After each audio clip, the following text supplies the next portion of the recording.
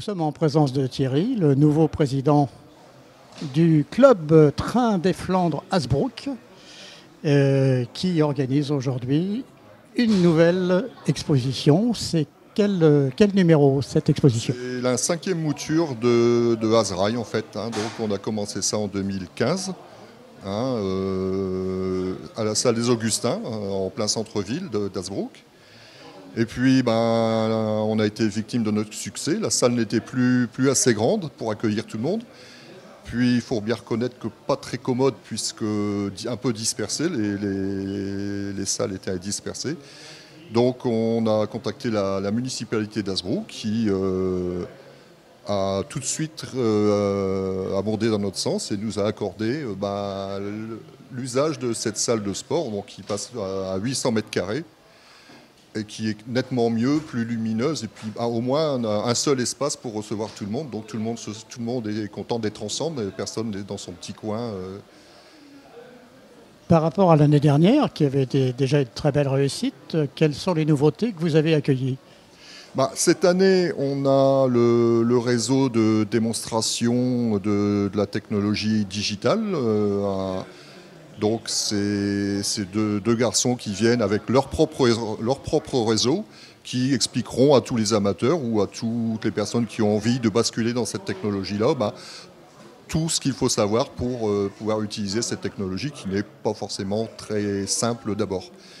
On a aussi une modéliste qui vient de Cambrai, qui amène du matériel Fournereau, donc du matériel à l'échelle historique. Bon, on n'a pas l'occasion de voir ça tous les jours. On a aussi là derrière une reproduction d'une petite mine de charbon qu'il y avait en Normandie et qui alimentait, qui transformait le charbon en coke pour alimenter ici dans une fonderie dans la région. Donc ça, c'est une nouveauté. Depuis 14 heures que c'est ouvert, ça défile énormément. C'est déjà un beau succès. Vous attendez combien de personnes jusqu'à demain soir? Alors là, aujourd'hui, effectivement, ça bat tous les records, vu qu'on a déjà battu, déjà à 15 heures, on avait déjà plus que l'an dernier. Donc, on escompte au moins 800 personnes, mais bon, allez, on vise les 1000, et je pense que ça sera pas mal. C'est tout ce qu'on vous souhaite déjà. Oui. Oui, et puis ça récompense le travail de toute l'équipe, parce que, mine de rien, ça représente un énorme travail sur 10 mois, sur 11 mois. C'est pas forcément très simple de mettre ça sur pied, il faut reconnaître que...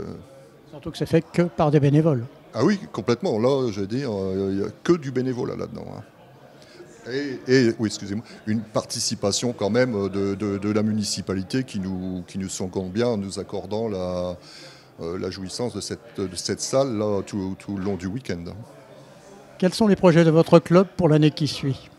Là, les projets de notre club, c'est carrément de basculer dans la technologie informatique. On a lancé un réseau, ce qu'on appelle entre nous un réseau digital, qui sera contrôlé donc par ordinateur et pourra fonctionner en mode automatique, semi-automatique. Enfin bon, là, je pense que ça sera le top du top en ce moment, jusqu'à l'arrivée d'une nouvelle technologie. C'est un réseau nouveau ou c'est l'adaptation justement de votre réseau actuel? Non, c'est un réseau nouveau que j'ai voulu lancer l'an dernier pour qu'on puisse présenter autre chose que notre vieux réseau.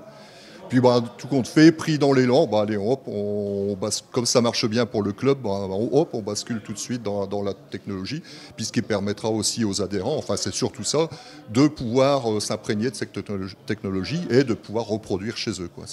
En fait, c'est ça. Donc c'est une vision vers l'avenir. Ah oui, toujours. De toute façon, on dit toujours que le modéliste est quelqu'un de passéiste, mais non. Il y a aussi de la vision future. Pas de souci à ce sujet-là. Merci beaucoup. De rien, merci, bonne journée à vous.